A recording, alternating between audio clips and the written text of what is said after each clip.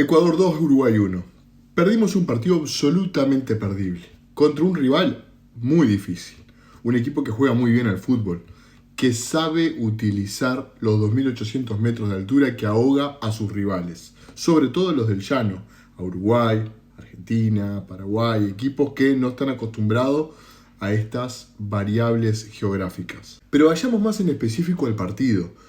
En realidad a los partidos, porque para mí hubo un Uruguay en la primera parte y un Uruguay en la segunda parte. El de la primera mitad, un equipo intenso que mientras estaba oxigenado, mientras que el físico les respondió, lograron opacar y cerrarle los caminos a Ecuador. El Uruguay de la primera parte fue intenso, logró inclusive cerrarle las salidas, dejarlo sin ideas a Ecuador y emparejó un partido que en la primera parte daba para ilusionarse. Si bien el libreto de Uruguay no fue completo porque no logró generar muchas situaciones en la ofensiva, más allá de algún pase entre líneas de Valverde, alguna escapada de Canovio y sobre todo las luchas individuales contra los zagueros por parte de Darwin Núñez, Uruguay no tuvo mucho en cuanto a la parte ofensiva. Sin embargo, que no es poca cosa, Uruguay opacó a Ecuador en la primera parte. Inclusive estuvimos a punto de irnos ganando en la primera parte con un gol de Canovio que realmente ilusionó y generó una expectativa por muy poco tiempo, porque en realidad no logramos llegar al entretiempo con la ventaja obtenida. De hecho, los goles de Ecuador llegan por errores propios, desatenciones en la línea de fondo que llevaron a Ecuador a empatarnos primero y luego a darnos vuelta al partido.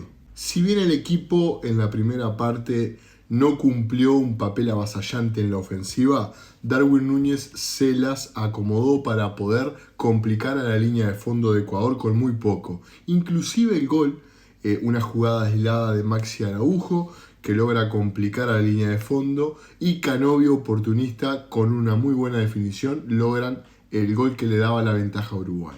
El pecado de Uruguay fue no poder llegar al entretiempo con la ventaja que habíamos obtenido. Nos empata Torres, el jugador del partido, convirtiendo los 2 goles de Ecuador, con, sin lugar a dudas, lo que veníamos hablando de antemano, la diferencia de estatura.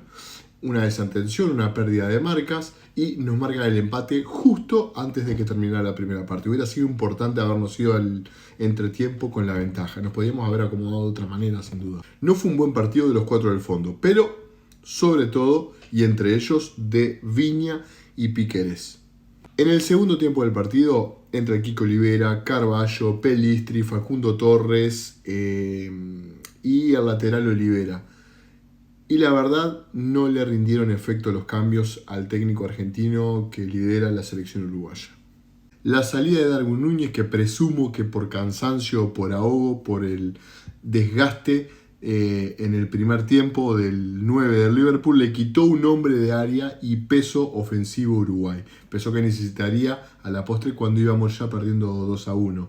Nos faltaba una referencia de área clara de un hombre que pudiera ir al choque. Los 2 extremos que entraron, en cierta manera, para darle aire al equipo, para poder generar nuevas situaciones por afuera, que fueron Pelistri y Torres, no rindieron. Entraron entreverados, no lograron adaptarse al partido ni a la cancha. Torres se cayó muchísimo. Felipe Carballo entró absolutamente impreciso, inclusive fallando en pases cortos, cosa que no acostumbra el jugador del Gremio. Es cierto que nuestro capitán Federico Valverde no tuvo el brillo que tal vez tuviera frente a Chile, pero es ciertamente lógico esto. De alguna manera metió algunos muy buenos pases entre líneas, inclusive los pocos remates que tuvo Uruguay fueron en función de la actividad ofensiva de Federico Valverde. Pero sobre todo hay que remarcar la precisión en los pases y el criterio que siempre tiene Federico Valverde. Jugador que aunque muchas veces no luce en el despliegue acostumbrado, te falla muy pocas veces. El más preciso del mediocampo hoy. Uruguay perdió hoy frente a Ecuador, pero no es para dramatizar. Primero porque este camino recién comienza, las eliminatorias son muy largas y este proceso de selección encabezado por Bielsa recién tiene su segundo partido oficial. Hoy tuvieron inclusive muchos debuts en el equipo y además sufrimos muchas ausencias en una parte vital, en una franja vital de la cancha como la defensa. Por ejemplo, Araujo y Josema Jiménez, estoy convencido de que van a ser titulares y vitales en este proceso. Dicho todo esto y habiendo analizado la parte futbolística, también es bueno que mencionemos esto. Esto es claramente penal. Realmente no sabemos qué cobró, porque la única manera de no haber cobrado penal, el juez y el VAR a posteriori, con el análisis que de seguro deben haber hecho, es que haya cobrado offside. Pero tampoco fue así, porque lo que terminaron cobrando fue una falta de ataque, muchachos. Esto claramente fue un error grosero del juez brasileño. Uruguay hoy perdió 2-1, pero no hay que dramatizar. No jugó un mal partido Uruguay.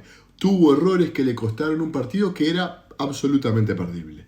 Déjame en los comentarios de qué te pareció el partido y si estás de acuerdo con mi análisis.